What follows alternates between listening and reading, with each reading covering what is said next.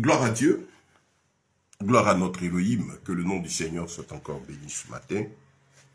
Mais je suis très heureux d'être encore avec vous, bien-aimés, à cette heure précieuse. C'est toujours important, intéressant de rendre témoignage à la vérité, de témoigner de la parole de Dieu, de la prêcher, la parole de Yeshua, notre vie, notre histoire, notre tout. Et donc, c'est un bonheur.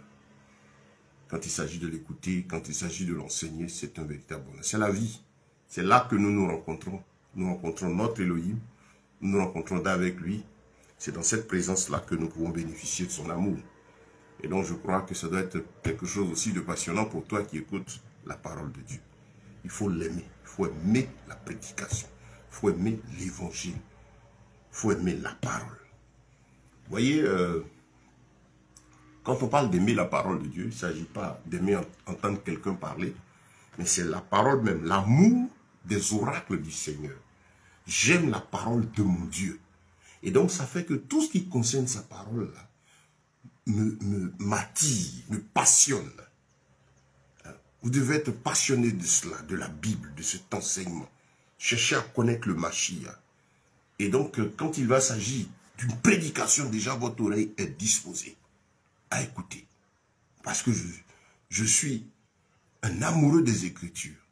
Voilà. Et donc, j'écoute, je cherche. Et je prête l'oreille. La Bible dit, ne soyez pas inconsidérés, mais en toute chose, discernez quelle est la volonté de Dieu. Donc c'est ça. Il faut l'aimer. Et plus vous l'aimez, plus le Saint-Esprit est content. Et il se révèle davantage en vous. Il vous conduit davantage dans les profondeurs du Seigneur. Frère, aimez la parole. Il faut l'aimer. Autant nous devons prier, autant nous devons aimer la parole de Dieu. Mais c'est la parole même avant la prière. Parce que nous prions en fonction de ce que nous savons. Nous disposons notre esprit devant le Seigneur en fonction de ce que nous connaissons de l'Écriture. C'est pourquoi il est important, cher bien-aimé, qu'on s'attache à la parole. Parce que la Bible déclare que la foi vient de ce qu'on entend. Et ce qu'on entend vient de la parole de Yeshua. Il faut rappeler là que ce verset est déformé dans certaines versions pour dire la foi vient de ce qu'on entend et ce qu'on entend vient de la parole de Dieu. Non, ce n'est pas tout ce qu'on entend qui vient du maître. Dans la version originale et originelle, la version propre, il est dit la foi vient de ce qu'on entend et ce qu'on entend par la parole de Yeshua. C'est très important. Nous poursuivons notre thème, bien-aimé. Ce thème qui est l'intimité avec Yeshua. C'est la blessure contre les dangers qui menacent la vie et le salut du disciple de Christ. Ce message est pour ceux qui aspirent à plaire à Dieu. Ceux qui veulent mener une vie de disciple. Parce que le Seigneur, c'est les disciples qui le cherchent. Ce n'est pas des croyants. Ce n'est pas des gens qui vont à l'église. Ce n'est pas des gens qui peuvent prononcer son nom. Mais c'est des gens qui ont la passion de sa personne. Qui cherchent à lui ressembler. C'est ça, c'est important. Il faut être disciple du Seigneur. Donc ce message est pour toi qui cherche Christ, qui veut lui ressembler, qui veut davantage le connaître. Nous sommes à la troisième partie ce matin. Et nous croyons que le Seigneur pouvoir encore se glorifiera de telle sorte que cette étude-là puisse faire du bien à ton âme. Et je veux demander aux uns aux autres, ceux qui ont déjà suivi les premières parties, ou qui suivront celle-ci, qui la trouveront édifiante, n'hésitez pas à la partager. Notre objectif est d'atteindre le maximum de personnes. Aujourd'hui, Dieu nous donne ces moyens des médias, des réseaux sociaux, pour atteindre le maximum de personnes. Parce qu'aujourd'hui, tout le monde est pratiquement connecté. C'est le moyen le plus facile de parler à X nombre de personnes à la fois. En même temps que nous sommes aussi en mouvement pour aller dans les plein air, prêcher l'évangile pour que les gens entendent, pour aller au séminaire entre chrétiens, enseigner la parole de Dieu pour l'édification du peuple de Dieu. Tous les moyens sont utilisés aujourd'hui pour rendre témoignage de la vérité. Et j'aime particulièrement ces moyens des réseaux sociaux parce que ça permet de toucher davantage de personnes. Vu l'urgence qu'il y a aujourd'hui d'affermir sa foi, de fortifier sa foi pour les disciples, pour nous chrétiens, vu l'urgence qu'il y a. Et comme nous sommes l'Église, l'ensemble de ceux qui ont cru répartis dans le monde entier, ces instruments donc sont très utiles pour aider davantage de frères, contribuer à la croissance spirituelle des uns et des autres. Aujourd'hui, nous avons fortement besoin, bien-aimés,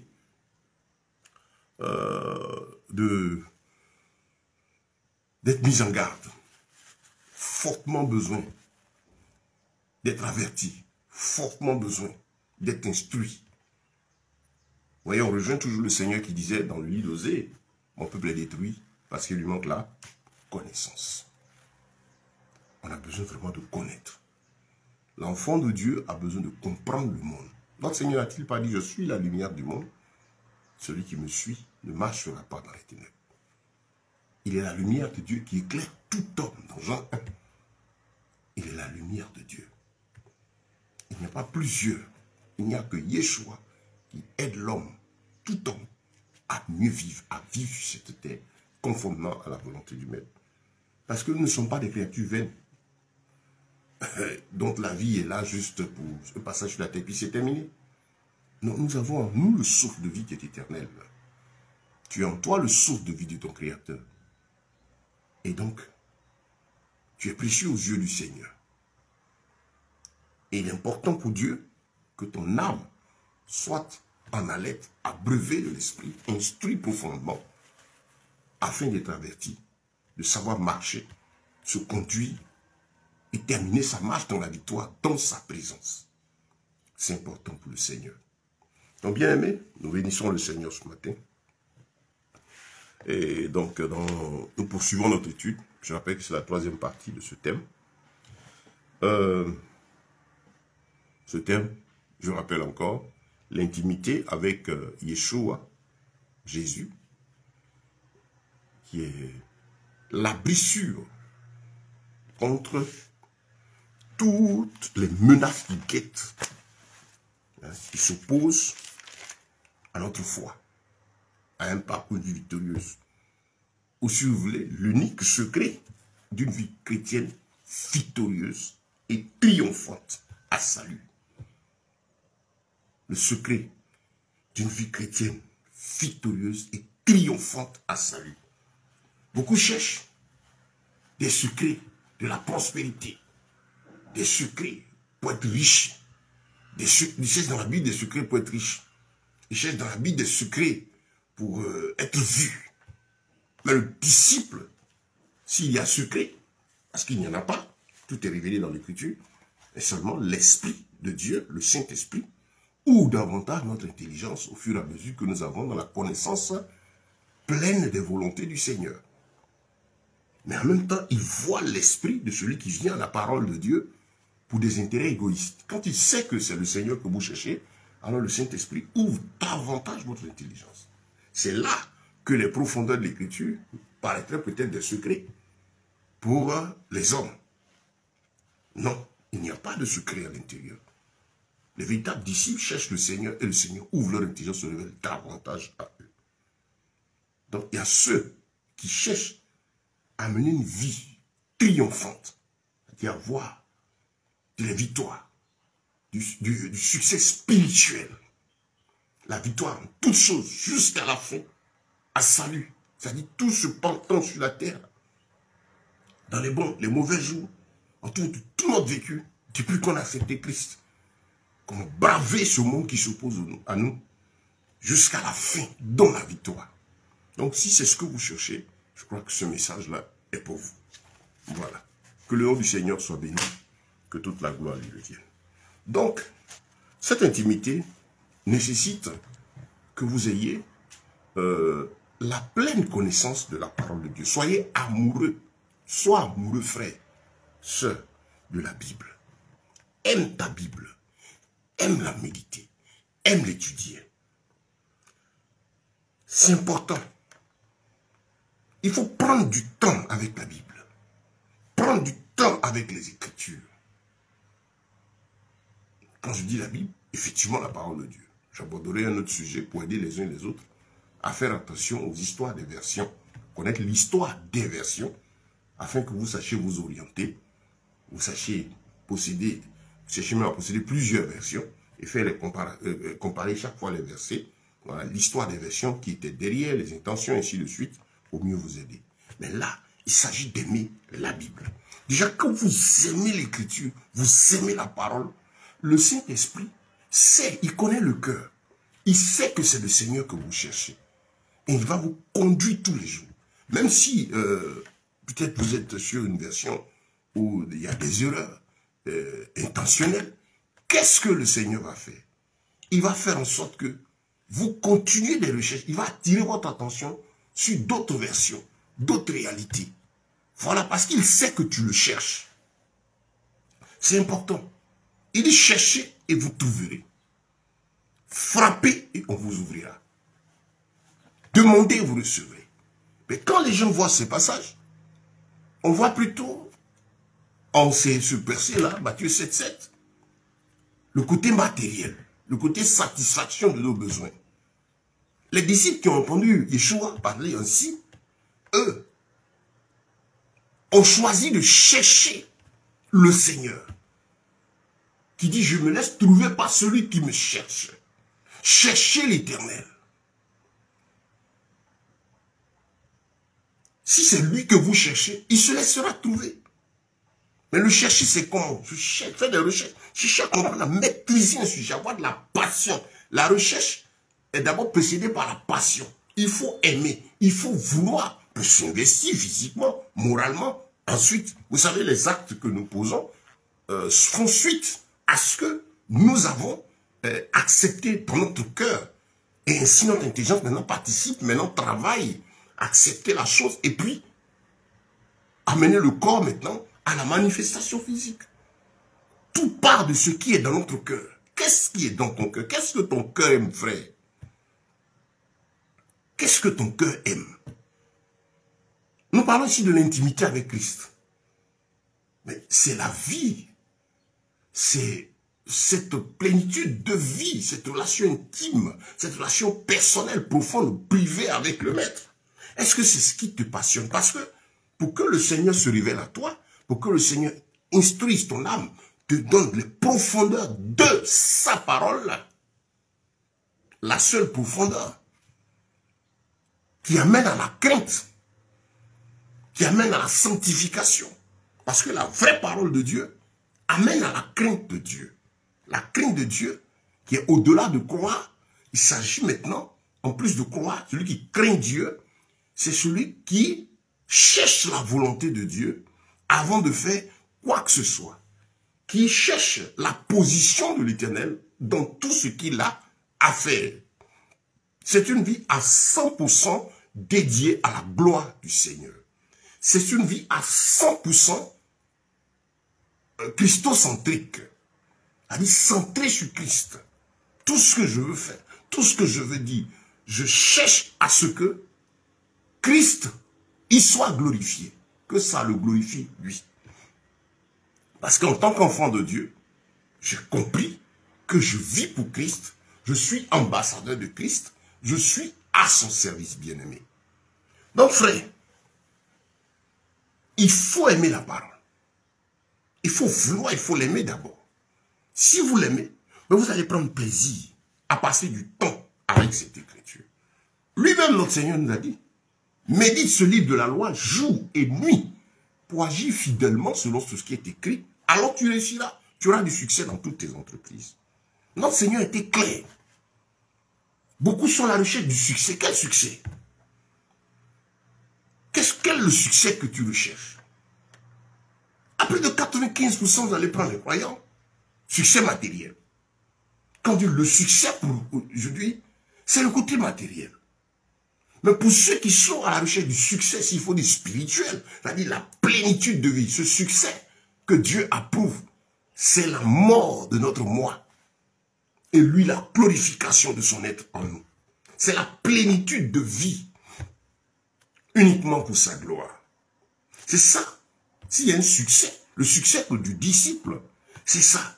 Il est content Parce qu'il entend maintenant la voix de son Père. Il est content parce qu'il soumet sa chair. Il est content, j'ai le succès sur la chair désormais. Sur tout ce qui me fatiguait, tout ce qui m'empêche de plaire à Dieu, j'ai la victoire sur cela. En tout cas, chacun est orienté, agit en fonction de ce que son cœur aime. Le Seigneur connaît notre cœur. Toi qui écoutes la parole, qui est assis là. C'est vrai, on parle aujourd'hui des loups ravisseurs. Aujourd'hui, on est menacé par les faux prédicateurs. Je dirais même à plus de 60%, 70%. Ceux qui opèrent sur le terrain aujourd'hui se réclamant serviteurs de Dieu ne sont pas appelés du Seigneur. Ils voient le service de Dieu comme étant moins lucratif. Donc, ils réfléchissent stratégie, technique pour avoir du monde. Parce que du monde équivaut à beaucoup d'argent dans le panier. Pour avoir de grands bâtiments, ce qui équivaut à du monde pour rapporter beaucoup d'intérêts, de victoires, de bénéfices financiers. Malheureusement, c'est plus de 70%. Ils ne sont pas appelés de Dieu. Ils se sont engagés parce que voilà leur compréhension. C'est vrai. Mais toi, aussi qui écoutes là, ta position compte. Il ne s'agit pas de dire non, les pasteurs, c'est vrai. Quand on dit les pasteurs, ça fait mal parce que quand on dit les pasteurs, on mélange, on prend le mot pasteur selon la Bible qui est censée, la base, c'est Dieu même qui a donné cette appellation. Parce que le faux étant la falsification du vrai. Voilà. Donc le diable va toujours chercher à faire les choses en conformément, en trichant, en falsifiant ce qui existe, puisqu'il n'est pas créateur. Donc on dit les pasteurs, ça fait mal parce que c'est le thème pasteur. Il ne faut jamais oublier l'époque dans laquelle nous sommes. Nous sommes aujourd'hui à une époque où le faux est devenu vrai. Et le vrai est devenu faux. Où les gens appellent le bien mal et le mal bien. Où le mal domine. Mais pas qu'il n'y a pas de vérité, il y a toujours des hommes de valeur, des hommes de vérité. Mais à notre époque, ça devient davantage rare de trouver des gens qui aiment la vérité, qui aiment la sincérité, qui aiment les lois de l'Éternel. Donc pour nous-mêmes qui sommes croyants, la disposition de cœur est déterminante dans l'action de l'esprit. C'est déterminant devant le Seigneur. Quelles sont tes intentions? Qu'est-ce que tu cherches? Tu veux quoi? Parce que la parole de Dieu n'est pas une potion magique. La relation avec Dieu, c'est une vie. C'est la vie. Comme on l'a dit dans les enseignements précédents, les deux premières parties, il s'agit de relations intimes. Toi et le Père. C'est une vie à deux. C'est deux personnes qui vivent. À l'image de l'homme et la femme. Il s'agit du Créateur et toi. Il parle. Il a un cœur. Il ressent les choses. Il est vivant. Il s'exprime. Il s'agit de ça. Dieu n'est pas un robot. Comme aujourd'hui, il est présenté par la multitude de ces faux enseignants.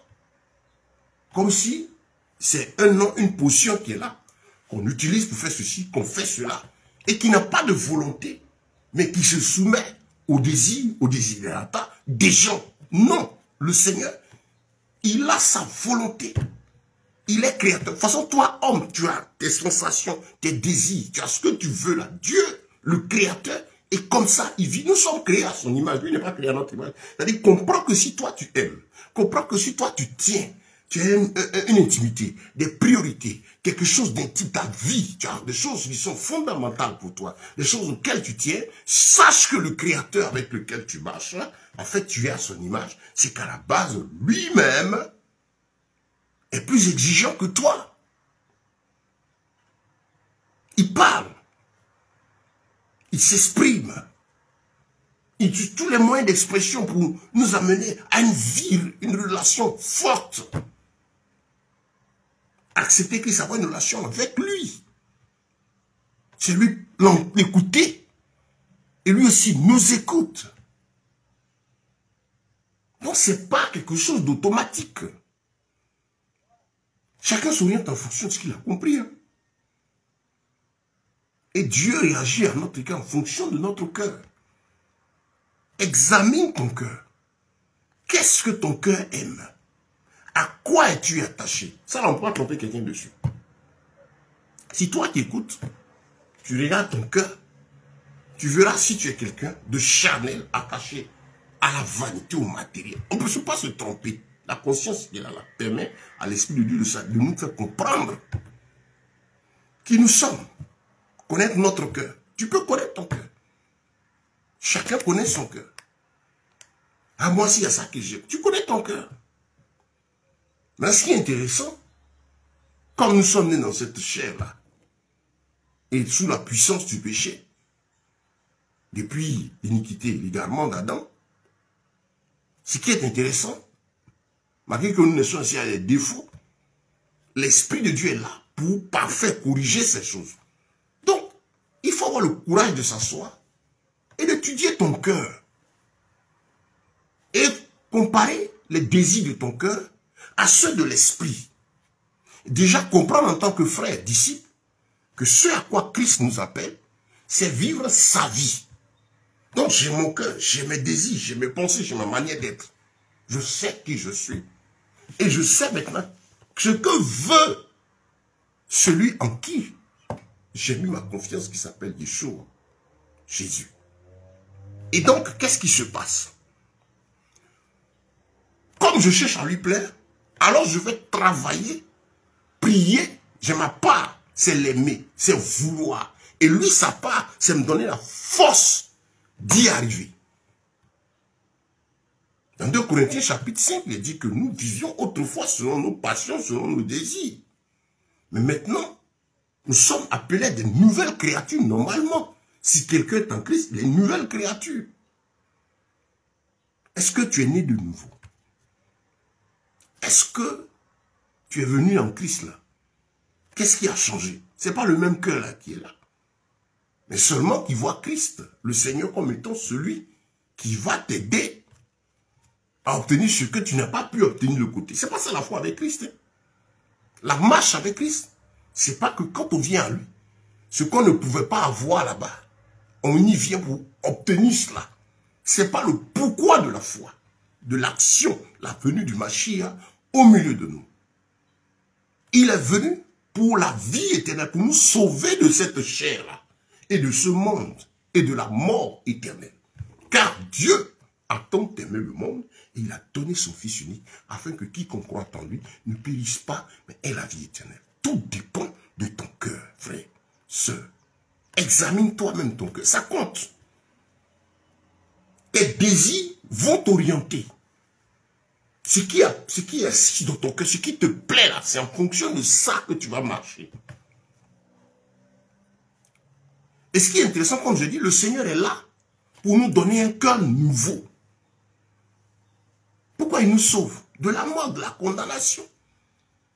Il vient pour nous aider, pendant qu'on est dans cette chair, à ne plus vivre conformément à la volonté de cette chair et du monde et du péché qui nous entoure, mais vivre, étant dans cette chair, arriver à plaire à l'Éternel. Et c'est là, il commence, il dit, je te donne mon esprit, je viens en toi, habiter en toi, mon esprit, de sorte que toi, je dis, je suis en train de travailler. Sa présence en nous est pour travailler notre cœur, notre âme. Il vient, il est esprit. Donc il vient, il ouvre nos parties spirituelles et par là il communique avec nous. Il nous aide à façonner notre cœur. Il vient, lui, Dieu ne vient pas pour s'adapter à nous. Dieu ne vient pas à nous pour voir comment ce que nous on aime et puis en fonction de cela, lui il marche. Malheureusement, cet évangile-là, égocentrique, qui est prêché. Il y a deux choses. Soit le message, il est christocentrique, ça dit qu'il est centré sur Christ. Tout message qui est de Dieu, quand on l'écoute, il t'amène à chercher Christ. Il te pousse à plaire à Dieu. Tout message de l'esprit, voilà ce que ça produit. La crainte, l'amour du Seigneur. La sanctification. Le dépouillement. Si tu es dans une situation d'iniquité, de péché qui ne plaît pas au Seigneur, quand tu écoutes ce message, t'amène à pleurer à la repentance. Si tu es dans la recherche du Seigneur, que tu es sur la voie, quand tu écoutes ça, te fortifie. Tu es content, pas parce que tu seras vu par le quartier, mais parce que Christ est glorifié. Tout message venu du Seigneur confesse Yeshua venu en chair. Reconnaît qu'il est venu en chair. Ça donne la joie. Et la joie du message venant de Dieu, c'est une joie dans le cœur du disciple qui l'amène. Il est content parce que le Seigneur est glorifié. Nous venons de voir par exemple les élections aux États-Unis. Pour nous qui sommes chrétiens, on a vu la bataille. Spirituellement, montons. J'ai aimé une image que quelqu'un a fait et qui montrait la campagne, hein, l'état d'esprit, comment se déroulait le déroulement des campagnes du président élu Trump. Et le déroulement des campagnes, c'est qui se faisait à l'intérieur des campagnes de la candidate perdante. Pour nous qui sommes chrétiens, nous glorifions le Seigneur. Parce que là, nous voyons, c'est vrai que cet homme, il peut peut-être ne pas être pleinement chrétien, mais au moins il confesse Christ. L'autre ne confesse pas Christ. À un meeting, quelqu'un dit Jesus is King. Jésus est roi. Elle dit, oh, c'est pas ici. C'est une autre image que quelqu'un a fait pour montrer ce qui se passait dans sa campagne. Ceux qui étaient invités dans sa campagne, c'est des artistes, des filles dénudées là, comme on voit des artistes là, les pervers là. Parce qu'en général, la plupart des artistes sont pervers. Ça va faire mal à ceux qui écoutent, mais c'est ça. La plupart sont pervers. Pourquoi? Regardez les danseuses. Avez-vous vu aujourd'hui, combien d'artistes verrez aujourd'hui avec des danseuses bien habillées? Fauve des danseuses pervers, des danseuses qui exposent leur nudité. Lui, il peut être, il va dire non, je suis bien habillé, mais vous allez voir au moins un chignon, des têtes, des tresses, des têtes, des hommes, c'est la perversité, l'immoralité, tout ce qui est contre nature. En fait, c'est ça le mode de vie. Et donc, qu'est-ce qui se passe à la campagne de cette femme-là? C'est ces artistes-là que vous avez vus. Gens nus, ça danse. Pendant ces campagnes, c'est l'homme qui est exalté, où on peut faire ce qu'on veut. Vous avez ces gens-là, perdus de l'esprit, qui, ça donne aux usages contre nature, c'était le lieu de plaisir. Tandis que, pendant les séances de l'autre candidat, a dit, au moment où ils ne sont pas en train de prendre la parole, par exemple, l'animation qui a lieu là, c'est des prières, c'est le nom de Mashiach, de Yeshua qui est exalté. Et pour nous qui sommes chrétiens, quand on voit ces deux choses s'opposer, ces deux campagnes, ces deux déroulements, qu'est-ce que moi je choisis? Je choisis là où mon Seigneur est glorifié. Je suis content. Et quand je regarde ça, ce n'est pas les personnages qui sont en compétition là qui m'intéressent. C'est les thèmes où spirituellement, ce qui est défendu, exposé. Et en tant qu'enfant de Dieu, où je m'oriente vers là où Christ est glorifié. Je préfère m'orienter, soutenir celui qui honore mon Dieu,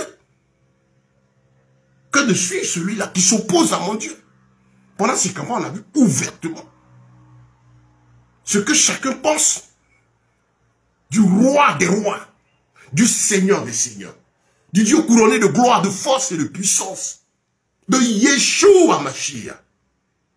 Oui, le Seigneur Jésus-Christ, qui est la traduction française du nom original, Yeshua Mashiach. Oh! Et quand je suis un amoureux du Seigneur, je suis content parce que le résultat honore, glorifie le Seigneur. Quand nous autres regardons ça, nos prières c'est quoi? Seigneur, à cause de ton nom, voici mes prières, ton nom, ne serait-ce que ton nom, qui est exposé comme ça publiquement. Et puis de l'autre côté, on voit les ténèbres. C'est vrai que le monde est sous le poids de la puissance du péché. C'est vrai qu'il est sous le poids de Satan. Mais il est sous l'autorité, le monde demeure sous la seigneurie du roi des rois. C'est là qu'il dit qu'il est le roi de ceux qui règnent, des présidents, des puissants là. Yeshua est venu nous montrer que c'est lui qui règne. Pendant ces campagnes, on a vu des gens. Ils ont les médias. On sait que la plupart des moyens de communication officiels, reconnus, imposés, développés, appartiennent à ceux-là qui s'opposent à Christ. Quand ce qui est du Christ est rejeté, Donc, ces gens démontent la vie. Et notre Seigneur, vrai qu'il y a tout ça. Pendant les campagnes, il y a tout ce qu'ils ont fait. Enfin, cet événement-là qui s'est passé aux États-Unis, pour ceux qui sont de l'esprit, montez près le côté spirituel. Parce que tout se définit dans le spirituel avant de venir à la matérialisation physique. Là. Il y a une bataille dans le spirituel. Satan, c'est le prince de ce monde qui conduit les corps de ces personnes. Vous voyez tous les scandales qu'on voit aujourd'hui, scandales sexuels. Quelqu'un célèbre, il est adulé. Aujourd'hui, c'est leur mode de vie pourri qu'ils mènent dans le secret là sort. Mais les gens savent depuis longtemps qu'ils sont comme ça. C'est pas nouveau. Le choc, c'est le fait que je sois exposé sur la place publique, que tout le monde voit dedans. Sinon, ils ont l'habitude de faire ça, il faut en cachette. Vous voyez? Quand on regarde ça, on comprend qu'il y a une guerre.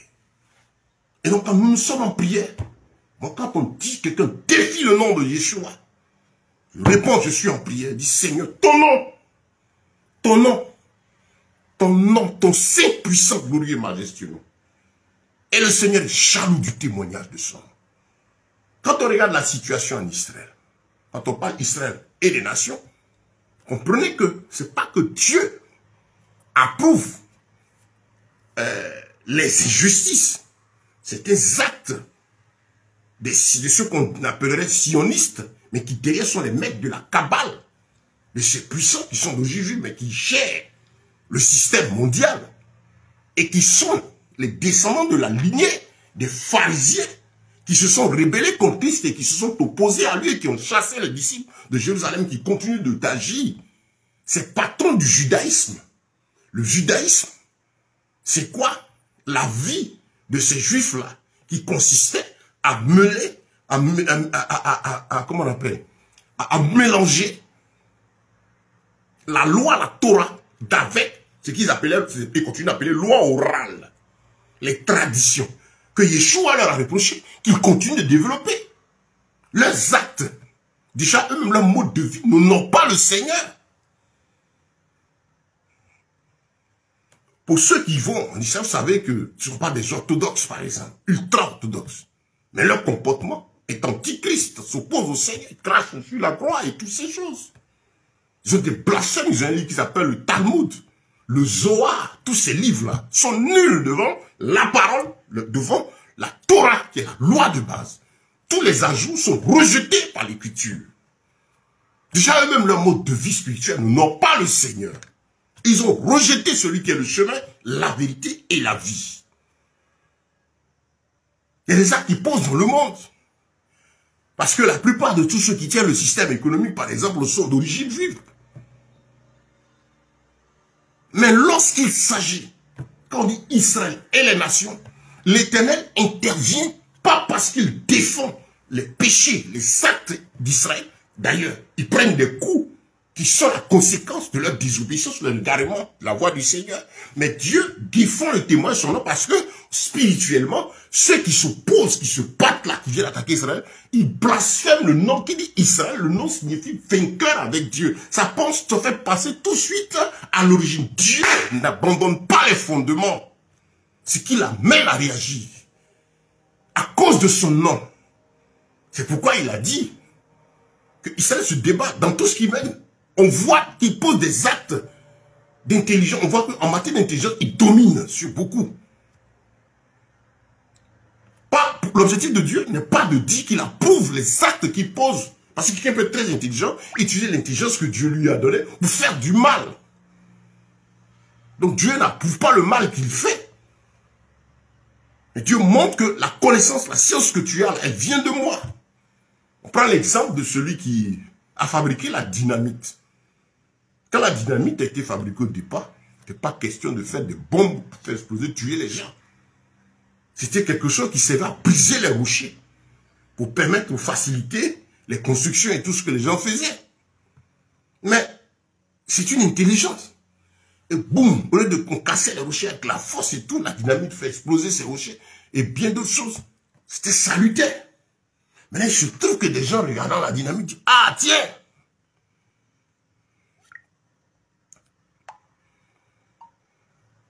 La dynamite, si on peut l'utiliser pour casser les rochers, Mais on se bat. Mais ça peut aider à tuer des milliers de personnes. Donc tout ce que vous voyez comme, on dit révolution technologique, ainsi de suite, à la base, ce qui a permis, ce sur quoi c'est appuyé, ce qu'on voit aujourd'hui, n'était pas fait dans le but de tuer, de détruire des masses, pour la plupart. Donc, bien aimé, Dieu même quand il s'agit de cela, il intervient par rapport aux témoins de son nom.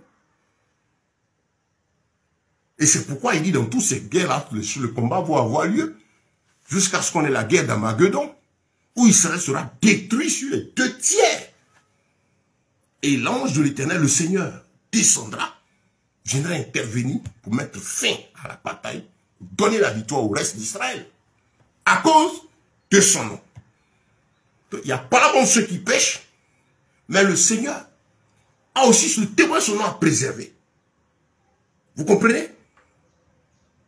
On viendra à ce sujet, pour ne pas, comme on appelle, avoir moins de temps pour finir notre étude aujourd'hui. Mais vous voyez déjà ce développement que je suis en train de donner est très utile, parce qu'il s'inscrit dans le cadre de quelque chose d'important qu'il faut que chaque enfant de Dieu ait, la connaissance de l'Écriture, être rempli du Saint-Esprit. Qu'est-ce que le Seigneur dit? Mon peuple est détruit parce qu'il lui manque la connaissance. Mais frère, si vous devez vous appliquer à une chose, c'est connaître, disciple du Seigneur. Applique-toi à connaître. Ça dit quoi? Face à chaque sujet, chaque situation, à chercher la profondeur. Je suis en Christ. On parle de Yeshua. Mais il faut le connaître. Applique-toi à le connaître. Seigneur, je veux te connaître. Donc, il est esprit. Cette connaissance commence déjà par toucher le cœur de l'homme pour que l'homme le reconnaisse. Car c'est un don, une grâce que de reconnaître qu'il est Seigneur. Tu vois les gens s'opposer à lui, c'est parce qu'ils n'ont pas encore ouvert leur cœur pour qu'ils le connaissent, ou ils s'opposent à lui. Mais ceux qui parlent de lui, c'est ceux auxquels Dieu a ouvert la grâce. Il a ouvert leur esprit, il a donné la grâce de le connaître. Nul ne vient au Père, nul ne vient à moi si le Père l'a attiré. Nul ne dit Jésus est Seigneur si ce n'est par le Saint-Esprit. Donc son œuvre là déjà, il commence, quand tu cherches à le connaître, c'est lui qui déjà donne cette envie, il l'amène à l'acceptation de sa personne. Maintenant, il faut être passionné par sa personne. Frère, sois passionné par la personne du Mashiach. Les apôtres, eux, ils l'avaient vu, ils étaient passionnés par lui, ils l'ont vu physiquement. Nous, on ne l'a pas vu physiquement, on l'a spirituellement, nous. On ne voit pas les yeux, mais on le vit. Et quand tu l'as rencontré, il est présent en toi. Tu dois être passionné par sa personne. Et cette passion va t'amener à le chercher. Seigneur, je veux te connaître. Comme la femme voit un coup de foudre dans son cœur, le sentiment pour un homme. Ah, elle sent quelque chose, c'est un déclenchement. Vous voyez 2 personnes qui s'aiment, il y a toujours un déclenchement du cœur. C'est à partir de là que ces personnes vont se rapprocher. On ne parle pas de leur amour de surface qu'il y a d'amusement d'aujourd'hui. Coup de foudre, non. C'est l'appel au sentiment, le cœur de ces deux-là qui se rencontrent, le vrai. Il y a la falsification de Satan. Et elle est mariée. Il me plaît. Non, ça c'est le coup de foudre là. Non. Il me plaît, je sens, il y a l'amour, ce déclic là, des cœurs, qui fait que 2 personnes s'attirent. Et ça c'est pour être une attirance unique à vie, quand c'est de Dieu. Différent de l'attirance charnelle aujourd'hui. Même des gens qui sont mariés puis qui ont envie, ils sont davantage attirés. Bon, nous sommes actuellement à une époque où il y a encore après le phénomène de celui des États-Unis, le phénomène en Afrique là, qui a lieu actuellement, où quelqu'un est star actuellement sur les réseaux sociaux dans le monde, lui ses exploits d'immoralité, voilà, de perversité sexuelle. Voilà. Donc, pour le Seigneur, ça vient du cœur. Donc frère, j'ai accepté Christ. Je dois être passionné par sa personne. Mais passionné par lui. Maintenant, il dit, pour me connaître, fais de l'Éternel tes délices. Tu veux me connaître? Fais de moi tes délices. Psaume 19, verset 15.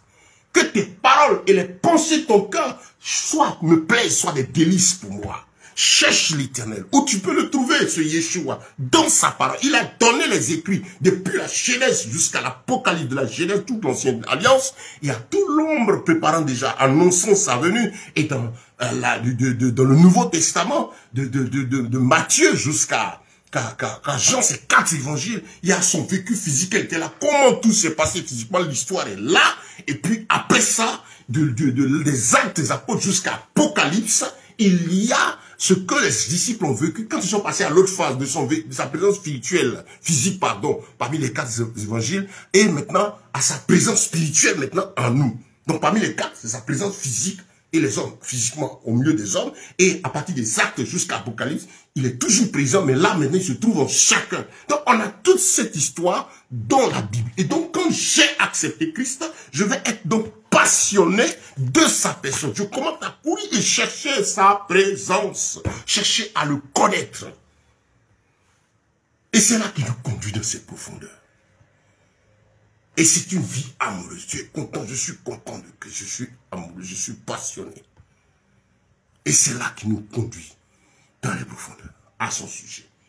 Cette vie intime avec lui t'amène toujours, comme on l'a dit, à comprendre qu'il est important la connaissance. Ah, le Seigneur dit, mon peuple est détruit parce qu'il lui manque la connaissance. La connaissance de quoi? De sa personne. La connaissance de l'histoire. La connaissance de tout ce qui nous entoure. D'avoir les profondeurs des choses. Donc, comme je suis en Christ, je l'accepte, qu'est-ce que je fais? Je cherche. Face à chaque sujet, je vais chercher dans sa parole. Qu'est-ce qu'il dit? Je le prie parce que c'est un personnage vivant qui s'exprime, qui parle, qui agit. Seigneur, aide-moi à comprendre. On parle aujourd'hui de ceci, donne-moi la bonne compréhension. Parce que tu as dit que tes enfants sont détruits par manque de connaissance. Apprends-moi. Dans la connaissance, il s'agit de ce qui est enregistré dans la tête, suite à la bonne disposition du cœur, des recherches, des désirs du cœur. Donc, moi, j'aime les profondeurs. J'aime connaître. Et connaître, c'est faire des recherches. Donc, la connaissance, ça qui est d'abord dans sa présence à genoux, puisque c'est l'esprit, et c'est lui qui vient, l'esprit en nous, il nous donne la connaissance spirituelle qui nous développe, enseigne à faire soi par sa parole. J'espère que vous comprenez cela, bien-aimé. Parce que c'est important pour nous. Hein. C'est important. Nous avons dit que le thème, c'est l'intimité avec Yeshua. C'est la blessure contre tous les dangers qui menacent la foi, la vie du disciple. Donc cette intimité, c'est ça. Ça pousse à aimer les profondeurs. Ça pousse à chercher. Mais le monde, la Bible dit que nature, dans le psaume 19, verset 2, que la nature enseigne l'ouvrage des mains de l'Éternel. Je prends les étudiants. Mais quelqu'un qui est étudiant, on dit étudiant, étudier. Nous-mêmes les hommes là, on fait des recherches. On sait qu'il faut faire des recherches, qu'il faut fouiller. Quand c'est ce qui concerne notre vie mondaine là, notre vie dans la chair, notre relation autour, la vie dans le monde là, on est conscient qu'il faut aller à l'école. Pourquoi on met l'enfant à l'école? C'est parce qu'il faut qu'il connaisse. Connaisse quoi? Tout ce qui est utile à pouvoir avoir, pouvoir vivre, et puis, non seulement travailler demain. On met l'enfant à l'école pour cela. Et quand il s'en va aussi, il y a ce qu'on lui apprend. Et puis il y a aussi ce qu'il va rechercher à connaître. Vous voyez que dans le monde, des gens s'appliquent à la lecture. Pourquoi on demande de beaucoup lire? Ça permet d'avoir de l'instruction, d'avoir diverses opinions, des idées qui viennent s'ajouter à ce qu'on a. Nous avons un cœur, tu as un cœur qui a besoin, qui a des désirs, qui doivent être canalisés.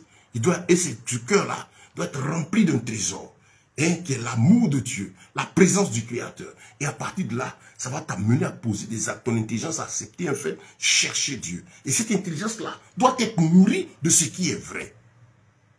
Nous sommes dans un monde où on est tenu de connaître ce qui est vrai et ce qui est faux. Parce que les deux là sont face à nous. Et donc ça éduque, ça fortifie, ça permet d'être instruit. Et quand on est instruit en ce moment, résultat, quand il y a une situation qui se présente à nous, nous savons comment répondre.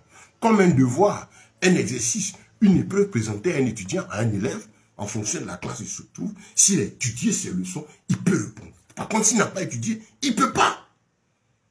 Mais si tu ne médites pas, tu n'as pas une intimité avec le Seigneur, tu ne peux pas.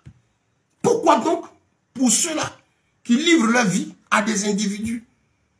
Ils ne cherchent pas Christ, ils se disent et ils se laissent séduire par le fait que leur croissance spirituelle va dépendre d'un individu. Moi, je suis le fils de temps. Mon onction vient de temps. Et il ne vit sa foi qu'à partir des instructions d'un homme. Vous comprenez un peu? Par contre, le disciple, il vit sa foi à partir de ce que Christ dit. Et il a une relation personnelle qui lui permet d'avoir la voix du Seigneur et d'être donc comme les chrétiens de Bérée dans Acte 17. Il est dit que ceux-là, ils écoutaient et ils vérifiaient pour voir si c'était conforme à ce qui était écrit. Donc, ils écoutaient. Mais conforme à ce qui est écrit, parce qu'ils avaient la Bible, ils la méditaient aussi. Il y a quand tu as l'information que tu n'as pas la connaissance d'un sujet, mais que tu cherches toujours la vérité, tu écoutes, et puis maintenant, tu as ce qui est censé être la base d'où est tirée cette information qu'on met à ton oreille à l'instant. Tu vas à cette source-là, et tu prends ce qu'on vient te dire, ben, tu sais qu'on dit, bon, on parle du salut. Ceux qui parlent du salut, de la vie éternelle, parlent de Jésus. Donc quelqu'un vient ici, puis il parle de Jésus, tu écoutes. Et puis maintenant, si c'est nouveau pour toi, mais que tu cherches la profondeur, tu vas aller prendre la Bible et puis comparer pour voir, ah, voilà ce qui est dit, effectivement. On a dit tel verset, mais un peu plus avant, voilà ce qui est dit, un peu plus après, voilà ce qui est dit, et tu as l'équilibre. Maintenant, quand tu es aguerri, tu as cette dépôt, tu es habitué à cette étude, ce dépôt en toi, de telle sorte qu'à l'instant, quand quelqu'un parle, en même temps aussi, puisque tu as déjà le dépôt là, tu peux répondre. Il y a ceux dont on n'a pas l'information de base, qu'on écoute, et puis on va chercher dans la source pour comparer, voir.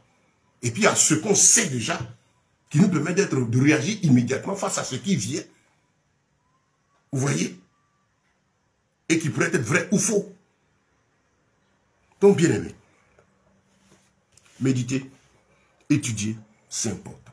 Des actes jusqu'aux apôtres, de l'Apocalypse, voilà, bon, si vous voulez, de la Genèse jusqu'à l'Apocalypse. Il faut étudier, il faut comprendre, il faut étudier ça. Ce livre-là, pour que vous l'étudiez. C'est pas nouveau. Il dit médite jour et nuit pour agir fidèlement selon tout ce qui est écrit. David a dit à son fils Salomon que ce livre, la loi, ne s'éloigne pas de toi. Puisque Dieu seulement t'a accordé la sagesse, l'intelligence, et toi, prends sur toi d'obéir à cette parole. Samuel 20, je crois, 22, chapitre 22. Bien aimé, c'est ça. Si tu n'as pas de base, tu n'as pas appris ta leçon, tu n'as pas médité ta vie, tu n'as pas fait des exercices, tu n'as pas expérimenté ce qui est écrit personnellement, quand le devoir, ça dit la prédication, c'est que le message qui est là, c'est le premier message, viens, tu n'as pas de moyen de répondre parce que tu n'as pas appris ta leçon. Donc, qu'est-ce qui va se passer pour toi? Tu vas subir ce qui t'est donné. On prend l'élève, par exemple, quand le dossier c'est en classe, on donne un devoir, s'il n'a pas étudié, il va avoir 0, il subit la conséquence du manque de connaissances qu'il devait servir à traiter le sujet en question. Non, le sujet le remporte la victoire sur lui. Alors quand il réussit à traiter le devoir et qu'il a une bonne note, c'est une victoire sur l'épreuve, le devoir. C'est une image pour nous chrétiens. Si je n'ai pas de relation personnelle avec le Seigneur, le message qui va venir, les attitudes, tout ce qu'on va présenter, comme je n'ai pas de connaissance, je subis. Aujourd'hui, il faut être à l'abri de l'idolâtrie. On a l'idolâtrie dans l'église. Idolâtrie, c'est adorer une personne, se soumettre, prendre un objet, une chose, un individu, comme une divinité. Aujourd'hui, l'idolâtrie de l'homme, par exemple, au niveau de l'église, la plupart de ces personnes qui se réclament serviteurs de Dieu sont idolâtrés. Et ceux qui ne sont pas vrais aiment être vus. Les gens se prosternent devant eux. Pour le salut, on se plie en 4. Parce qu'il aurait une certaine onction. Où on a vu ça? Où on a vu ça dans la Bible? C'est pas biblique. Non, moi, il y a des gens aussi, non, on laisse, moi, c'est mon père. Non, j'ai vu quelque part. Non, moi, je ne vais pas permettre qu'on parle mal de mon père. Pourtant, tu acceptes de mal vivre. Et tu le regardes, il vit mal. Il pose des actes qui n'honorent pas le roi. Mais comme d'après toi, c'est ton père, tu le défends. En fait, tu vis pour lui, tu ne vis pas pour Christ. Nous vivons pour Christ. Celui qui vit pour Christ se bat pour la défense des intérêts de Christ, de l'évangile. Et donc, si le cas-là, bon, je ne sais pas moi que je suis en train de prêcher, mais si je suis hors de l'écriture, vous me quittez, vous fuyez. Non, c'est l'apôtre, ben, vraiment, c'est l'apôtre. C'est devenu de l'idolâtrie. Si tu idolâtres un homme, tu dis là, toi, disons, conducteur religieux, tu es perdu. Tu es perdu.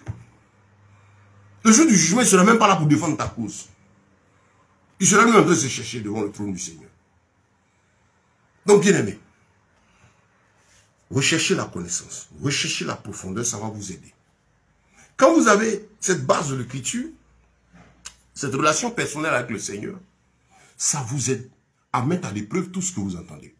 C'est là que 1 Jean 4 devient davantage une réalité pour vous.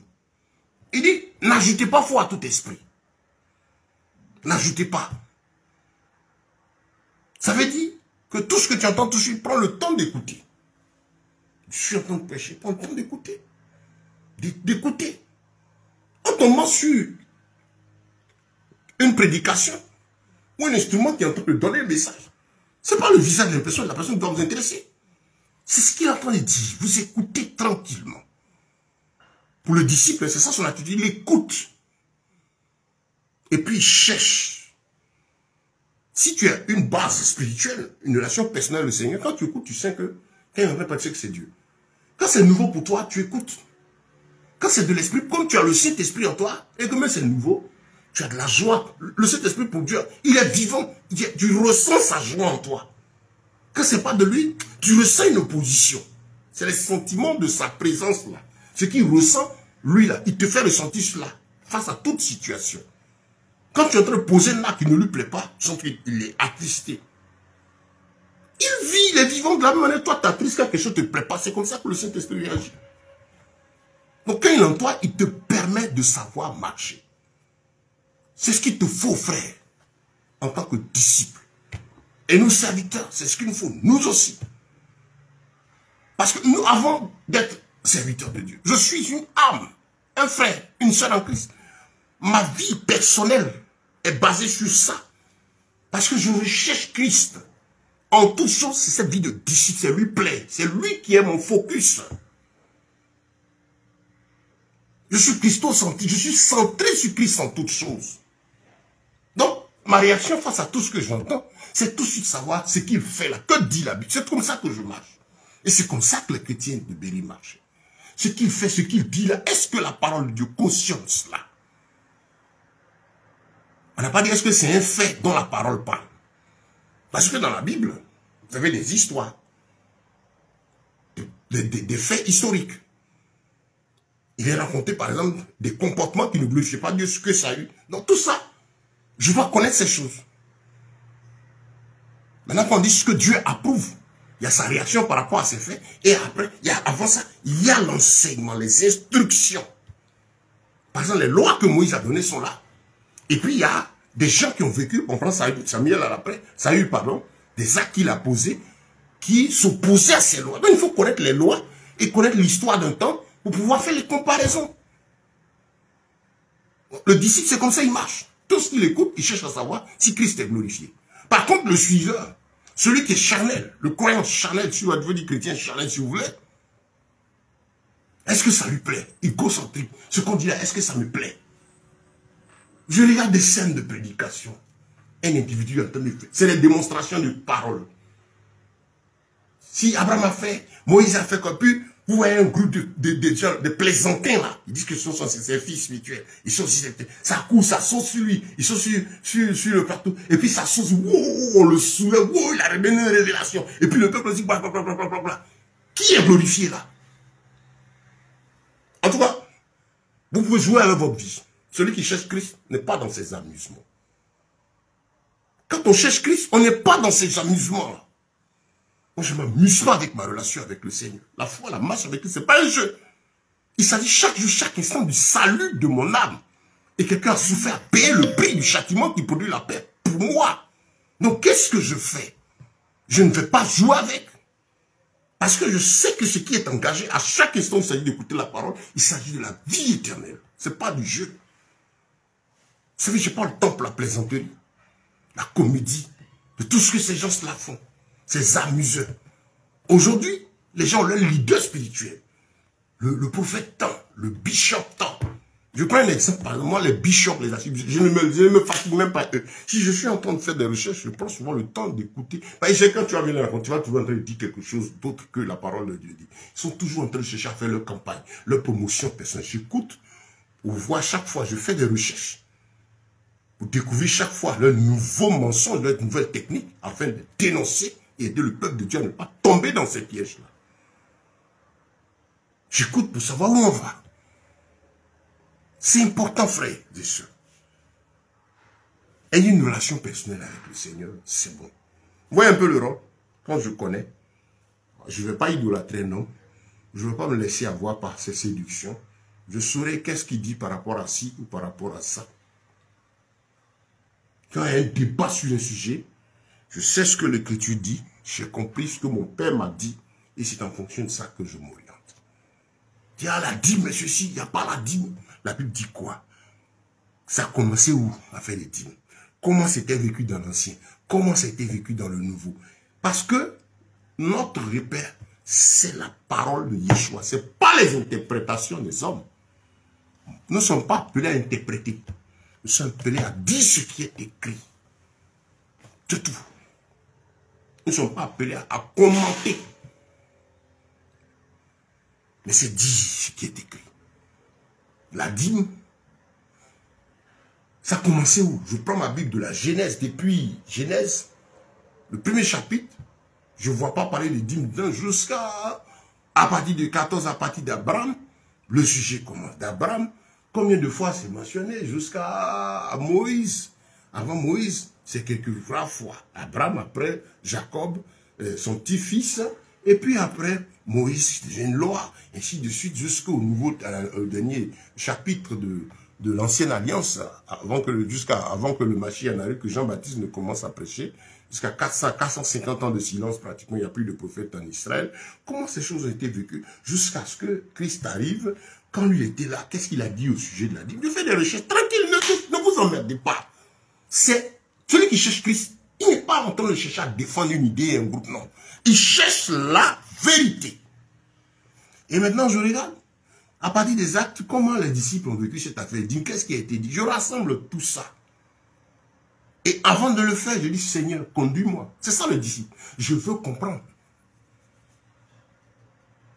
Voyez, c'est ça l'attitude face à tout sujet. Et pour vous aider dans votre intimité, ce que je suis en train de dire, le Seigneur a dit dans Jean chapitre 1, au commencement était la parole, et la parole était avec Dieu, et la parole était Dieu. Et tout ce qui existe a été fait par cette parole. Donc, voyez, qu'est-ce que vous devez avoir comme attitude pour vous aider? C'est toujours cette intimité. Moi, déjà, le Seigneur m'a fait comprendre que tout vient de lui. Au commencement était la parole était avec Dieu, la parole était Dieu. Et donc, au commencement, je sais que Satan n'a rien commencé, n'a rien créé, il est falsificateur. Donc, quand il y a un sujet, je vais savoir l'origine, le commencement.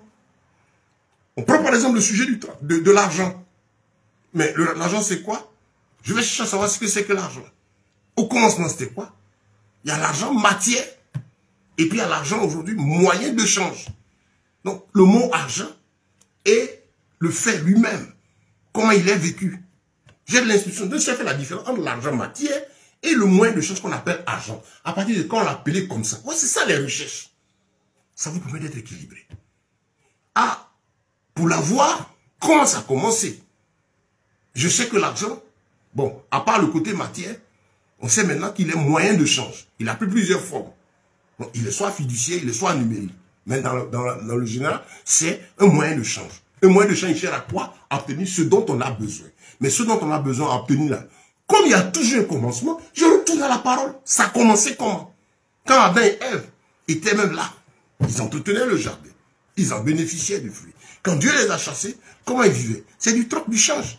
Puis c'était agriculteur, éleveur, chacun donnait son bien l'un à l'autre, ainsi de suite. Je fais toutes ces recherches. Et puis, je regarde. Bon, donc, ce change-là, c'est à partir de quoi? D'un bien qu'ils avaient. Le bien, ils l'obtenaient comment? Par le travail. Le travail, à l'origine, fut comment? Il fut libéral. C'était quel type de travail? Alors, le change, c'était agriculteur, il va, il travaille, il se repose. Chacun était quand même maître de ce qu'il, je disais, maître de son temps. Entre guillemets, maître. mais n'était pas sous l'oppression. Chacun déployait son énergie en fonction du besoin qu'il avait et développait son programme. Il s'agit du travail. Donc, la première forme de travail, par exemple, elle fut libérale, entrepreneuriale. Maintenant, on voit aussi qu'il y a une deuxième forme de travail. Il s'agit de l'emploi, du salaire. Là où on prend quelqu'un, on le soumet à quelque chose, puis on paye. Mais dans la Bible, au commencement, c'était où? Tout ça, on fait ses recherches. Je vois que, le change là, conditionné par le don de son temps pour obtenir un bien désormais, a commencé, c'est toujours à cette même époque, par ceux-là qui n'avaient rien à donner en échange, en retour. Lorsqu'il y a troc, il y a échange de biens. J'ai des ignames, tu as des poulets. J'ai besoin de poulets, tu as besoin de mes ignames. On évalue, on change, on fait ce troc. Mais il se trouvait qu'il y a des gens qui n'avaient rien, mais qui, j'ai des ignames, lui n'a rien, et il veut mes ignames. Moi, j'ai souffert pour avoir mes ignames, donc j'ai dit, bon, donc, va travailler dans mon champ. Je lui dis, soit non, je ne donne pas.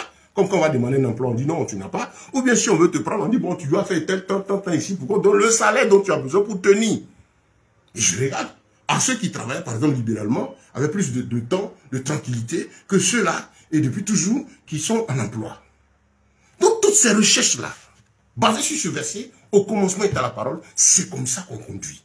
Et vous ne pouvez vous en sortir qu'équilibré et gagnant par l'Esprit de Dieu face à tout sujet.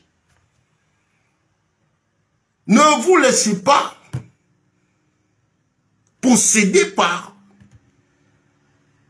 l'idolâtrie de ces faux joints, ces faux enseignants. Parce qu'un véritable serviteur de Dieu rend la parole et vous encourage vous-même à avoir une relation personnelle avec l'écriture. Et ce qu'il rend là, ça doit, quand un message est de Dieu, il honore Christ.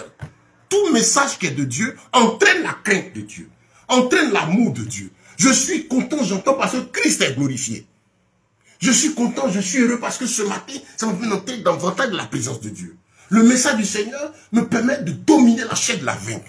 Le message du Seigneur rassure mon âme par rapport au salut et à l'éternité. Le message qui est de Christ glorifie Christ. Parce que moi, je suis ambassadeur. Comme je suis ambassadeur, quand on dit que quelqu'un est nommé ambassadeur, ceux qui font ses études, il travaille, il sait que son boulot, ce pourquoi on l'amène en tant qu'ambassadeur, c'est aller défendre les intérêts de la nation ou du message, de celui qui l'envoie en mission. Ce n'est pas sa personne qui va promouvoir. Donc on dit, moi je suis chrétien, je suis ambassadeur. 2 Corinthiens chapitre 5, lisez tout. Je suis ambassadeur. Donc l'ambassadeur de Christ, quand il écoute un message, il écoute et il cherche à voir en quoi est-ce que ça rentre dans le cadre de sa mission terrestre ici. En quoi est-ce que ce message te permet d'exercer ta mission? En quoi est-ce que ce message honore celui pour lequel nous sommes en Christ? Ça, je parle au disciple. Le disciple, c'est celui qui cherche à faire comme le maître, comme les apôtres, qui se battaient pour le roi. Donc, ces messages qui de l'esprit, voilà ce que ça produit. On est content, on glorifie le Seigneur. Quand on écoute, quand un canard rend la parole, c'est Christ qui est honoré. Les mains se lèvent vers lui pour le louer, pour le chanter. Ça, c'est le message du Seigneur. Mais le message de la chair qui est égocentrique, ça dit que ce qu'on écoute, qui plaît aux gens, c'est là où est l'homme qui écoute, on court, ça le prédicateur. Non, Dieu a les révélations. Non, mon bishop, là, il est ceci. Ça, c'est Satan qui vous conduit ainsi. Et c'est égocentrique, c'est la chair. Vous êtes libre. Que celui qui se souille davantage. Que celui qui se sanctifie davantage. Notre mission, c'est vous dire que le Seigneur n'est pas loin. Rangez vos vies disciples. Et je me réjouis parce que tous ceux qui sont de Christ chercheront Christ. Tous les serviteurs de Dieu, véritables, continueront et travailleront. Aujourd'hui, c'est vrai, il y a les difficultés, beaucoup de frères sont égarés. Moi, je prie chaque fois pour les hommes de Dieu que je connais et qui sont réellement appelés de Dieu, ceux que je ne connais pas aussi, que je sais que Dieu a appelés. Il y en a qui sont dans la vérité, que Dieu les fortifie davantage. Continuez, frères. Parce que notre récompense en royaume des cieux, ce n'est pas le panier des offrandes. Et ceux-là que Dieu appelle aussi, je prie pour eux qui malheureusement sont égarés, que le Seigneur les ramène, parce qu'il s'agit de la vie éternelle. Maintenant, ceux qui sont rentrés en Christ, qui utilisent son nom pour de l'argent, qui sont malheureusement les plus nombreux, répentez-vous. Sinon, il y a une menace qui vous guette, la destruction. Quand vous envoyez ces messages, ça vous tourne, ça vous perturbe, parce que ce n'est pas pour le roi que vous travaillez. Si tu travailles pour le roi, quand tu entends la parole de Dieu qui honore le roi, tu ne peux qu'être content. Donc, bien aimé, attache-toi à ta Bible. Notre thème, l'intimité avec Yeshua. Vous voyez tout ça? La connaissance de sa parole, la connaissance de sa personne, la vie intime, cette relation, entendre parler, ces sentiments, ça te met à l'abri de tout. Quand c'est cette présence, ça te permet d'étudier tout. Vous voyez pas dans les politiciens. La plupart de tous les politiciens charnels là, parce qu'on a les politiciens politiques, la politique politicienne, stratégie qu'ils utilisent pour pouvoir chercher leur pouvoir. C'est ça l'objectif, le pouvoir. Quand ils sont en train de chercher du pouvoir, chacun essaie d'être juste et puis on cherche à voir les défauts de l'autre, ça c'est son travail.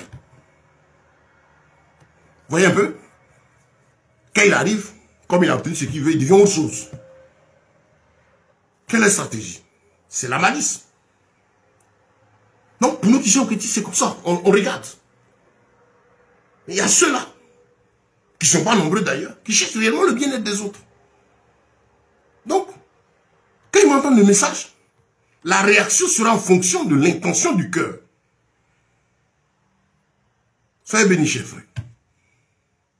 La réaction sera en fonction de l'intention du cœur. Vous comprenez?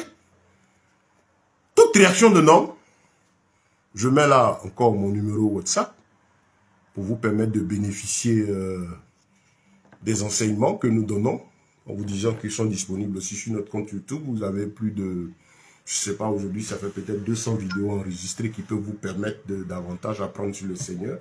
Vous pouvez m'envoyer une demande d'amitié sur le compte WhatsApp, m'écrire dessus. Je vais vous envoyer les enseignements en audio, parce que souvent on n'arrive pas à suivre la vidéo. Vous pouvez les avoir en audio. Là, ils sont divisés en deux. Par exemple, celui de ce matin, quand je suis en train de prêcher comme ça, en vidéo, c'est en continu.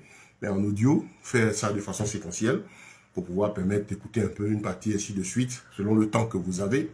Donc, voilà. Donc, bien aimé, je vais terminer ce thème. Il faut vous attacher à votre Bible. Vous avez tout compris. Vous qui venez d'arriver, je vous rappelle que ce thème-là, il y a eu déjà 2 enseignements précédents. Sur la page Facebook, vous avez trouvé, il y a 2. La première, la deuxième, nous sommes dans la 3e partie. Donc, étudiez votre Bible. De l'Apocalypse, pardon, qu'est-ce que j'ai, de Genèse jusqu'à Apocalypse. Et puis, attachez-vous, frères.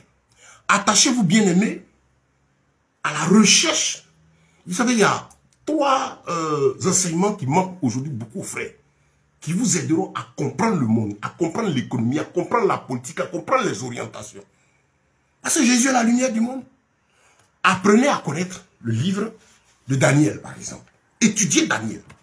Priez le Seigneur, je parle aux disciples, ou qui cherchent les profondeurs. Je sais que ces messages font du bien. Voilà. Ceux qui n'aiment, ceux qui sont charnels, ça ne leur fait pas du bien. Moi, ce n'est pas mon problème. Au moment où vous êtes avertis. Étudiez Daniel. Priez pour que le Seigneur fasse comprendre le livre de Daniel. Dedans, vous avez l'histoire des nations, des peuples, des successions jusqu'à la fin. Priez pour qu'aussi le Seigneur vienne de comprendre le livre d'Apocalypse, qui permet d'avoir la profondeur spirituelle et la suite de l'histoire des peuples, des nations, le côté spirituel, tout ce qui va se passer. Et puis, 3e chose, faites des recherches sur l'histoire de l'Église. C'est-à-dire l'histoire de l'Église, depuis l'Église biblique, c'est-à-dire, vous avez devoir avoir la maîtrise du livre des Actes des Apôtres et puis des Épîtres. Étudiez, frère, tu cherches Christ. Étudiez le livre des Actes des Apôtres. Et tous les Épîtres jusqu'à même au livre de l'Apocalypse. Ça va vous aider, vous garder à l'abri de tout ce désordre dans le milieu chrétien. Et Daniel et Apocalypse vont vous aider à comprendre la politique mondiale, les orientations du monde, les orientations spirituelles, les mouvements œcuméniques, les comportements des gens qui truquent la parole de Dieu à des fins lucratives. Vous voyez, apprenez, prends sur toi, frère, d'étudier Daniel, d'étudier Apocalypse, de faire des recherches sur l'histoire de l'Église. Ça dit quoi? Qu'est-ce que l'Église? L'Église biblique, l'Église première, l'Église selon la parole de Dieu, c'est celle des Actes des Apôtres. Maintenant, la première église nationale, si vous faites des recherches, vous voyez que 3 siècles après, naît ce qu'ils appellent la première église. On est la première église. Oui, vous êtes la première communauté dénominationnelle. L'église vaticano-romaine qui s'appelle catholique. Après le 3e siècle. Donc, l'église de base pour le disciple, c'est l'église des Actes. C'est notre repère. Et c'est avec cette église de base-là, quand tu la connais, ça te permet d'étudier, de t'orienter, de voir comment les assemblées la vivent, les groupes religieux là. Voilà, ici, est-ce que ce qu'il faut est conforme à ce que les apôtres ont vécu, ce qui est enseigné dans les épîtres? Les épîtres, Jean et Pierre, pardon, Pierre, voilà, Pierre et Jean, ces 2 épîtres prennent le temps dessus, parce que ces 2 apôtres aussi ont vu le danger, poussé par l'esprit, de l'apostasie, de l'idolâtrie aujourd'hui des gens, de ces noms, bishop, archibishop, révérend et tout. Comme je dis, moi, personnellement, je suis le frère Ben, on m'appelle Ben, je suis le frère Ben. Vous suivez pasteur Ben, vous suivez apôtre Ben. C'est les 5 ministères que je connais. Les autres là, je ne connais pas. Je ne sais même pas comment m'appelle révérend. Je ne cherche pas de problème. La révérence, C'est à Dieu. Bishop, bichopette et tout ça, je ne connais pas tout ça. Je fais des choses, c'est ce que c'est. C'est qu'est-ce qui est derrière. Il y a ceux qui ne savent pas ce qui est derrière. Il y a ceux qui savent ce qui est derrière, qui portent ces noms. Il y a ceux qui ne savent pas qu'il y a un phénomène de mode qui porte. Mais quand on veut rester dans l'écriture, on fuit tout ce qui n'est pas écrit. Donc faites ces recherches-là, frère, ça va vous aider. Je compte vraiment sur votre compréhension. Bien-aimés, attachez-vous au Seigneur. Donc, vous voyez, on a assez parlé.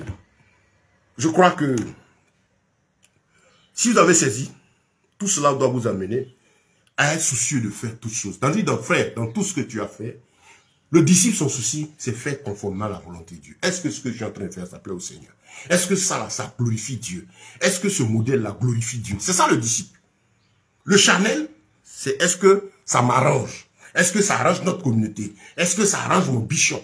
Est-ce que moi, en tant que avec l'individu, en tant qu'égaré, est-ce que ça l'arrange? Mais le disciple, c'est est-ce que ça arrange Christ? Est-ce que ça glorifie Christ? Est-ce que ça honore Christ? Est-ce que ça sanctifie le nom de Yeshua? Est-ce qu'il est glorifié à travers ma vie? Est-ce que ce tac-là l'honore? Est-ce que cette prédication, ce message l'honore? Est-ce que cette manière de chanter ces paroles-là le glorifie? Quand ça ne le glorifie pas, le disciple se retire de cela. Il se sanctifie, il se met à part. Il défend la vérité, il la cherche, la connaît, pour lui-même son édification, pour la rendre aux autres, et aussi ça lui permet, parce qu'il sait qu'il y a un danger, il est dans un monde qui a un danger autour de lui, comment ça s'approche, que le danger s'oppose immédiatement à lui, et donc il lutte, il cherche aussi à connaître ces choses pour les dénoncer, et dit voilà ce que dit la parole. Bien aimé, que le Seigneur vous bénisse, que sa grâce et sa force vous soient multipliées. Je crois qu'on a terminé aujourd'hui notre thème, qui est l'intimité avec Yeshua, notre abrissure, seule abrissure contre les menaces qui quêtent la foi du disciple. Ou si vous voulez, le secret entre griffes d'une vie triomphante et victorieuse avec Christ, l'intimité avec le Seigneur, c'est ça. Cherche-le, prie-le, demande-lui de t'aider à ressentir ce qu'il ressent. Seigneur, que je meure, que toi tu grandis. Chaque jour que tu sens que toi tu disparais, et lui il est glorifié. Comme Jean le Baptiste a dit, il faut qu'il croisse et que moi je diminue. Oui, frère, il faut que tu deviennes Paul, que tu quittes sans le tasse persécuteur, mais convertis Paul qui signifie petit. Quand Christ se développe en toi, tu deviens davantage petit. C'est un cœur d'enfant qui t'est donné. Ça, c'est dans cette relation intime avec lui et dans ta marche, ton vécu de tous les jours. Mais quand il s'agit de ses intérêts, de prêcher sa parole, tu es un homme aguerri de l'esprit. Quand tu écoutes, attends, c'est pas un jeu. Parce qu'il s'agit chaque instant de défendre ses intérêts. C'est ma réaction face à tout message, face à la vie chrétienne, tout ce qui se passe. Est-ce que mon roi est glorifié? Je vis pour la gloire du royaume des cieux. Si je suis vivant, j'ai Christ que je ne suis pas encore mort. Il m'a donné le salut. Et toute ma vie doit servir à l'honorer, à le glorifier, à rendre témoignage, gagner des âmes pour lui. Sur ce, que la paix du Mashiach, du bien-aimé Seigneur et Sauveur, Yeshua, soit avec chacun de vous, dans vos familles, dans vos vies. Disciples de Christ, attachez-vous au Seigneur. Et surtout, ces messages, partagez-les. Je vous laisse dans les commentaires mon numéro WhatsApp. Je vous ai dit, il y en a un compte YouTube. Je vous invite à les diffuser. Partagez aux frères. Ceux qui cherchent plus de donner les voix, ça va leur faire du bien. Nous sommes dans nos actions d'enseignement. Je suis en train de finir toutes ces séries-là. Il y a encore quelques enseignements d'une série. On tente de les regrouper en MP3, les mettre sur des clés, puis les distribuer gratuitement. Si ça vous intéresse aussi de nous aider, gloire à Dieu, rejoignez-nous. Demandez déjà, mais c'est vous les donner. Et puis vous allez aussi les prendre, les dupliquer. Mettez sur des clés USB. La clé USB aujourd'hui, pourquoi? Parce que vous savez, tout le monde a un support pratiquement numérique, un téléphone. Donc on peut mettre ça sur une carte mémoire, ça peut charger beaucoup de messages audio. Beaucoup de personnes peuvent être atteintes avec ça. Voilà. En MP3, en audio, ça peut aider beaucoup. Ceux qui ont assez de capacités Internet peuvent suivre les vidéos. Mais ça aussi, c'est un puissant moyen de rendre la parole de Dieu. Parce que notre mission, notre travail, c'est ramener le cœur des disciples à la parole de Dieu. Travailler dans cette époque, on est conscient qu'il s'agit de défendre les intérêts du roi. Gloire à Yeshua. Que le Seigneur vous bénisse. Que sa grâce, sa paix et ses faveurs, bien-aimés, vous soient fortement multipliés à tous égards. Voilà, donc je vais m'arrêter là. J'ai une coupure d'électricité. Je vais m'arrêter là. Et je crois que ceci a servi à votre édification, bien-aimés. Que notre Seigneur vous bénisse.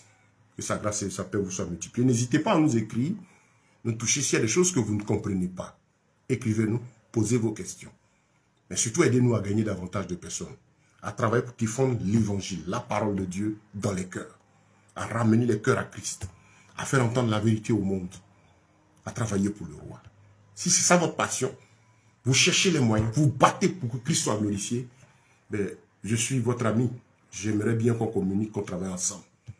Moi, je travaille aussi. Je suis dans la vie sociale de Dieu. Je travaille mes 10 doigts. Tout ce que je fais comme activité libérale, c'est dans le but d'avoir les moyens, poursuivre cette mission. Voilà.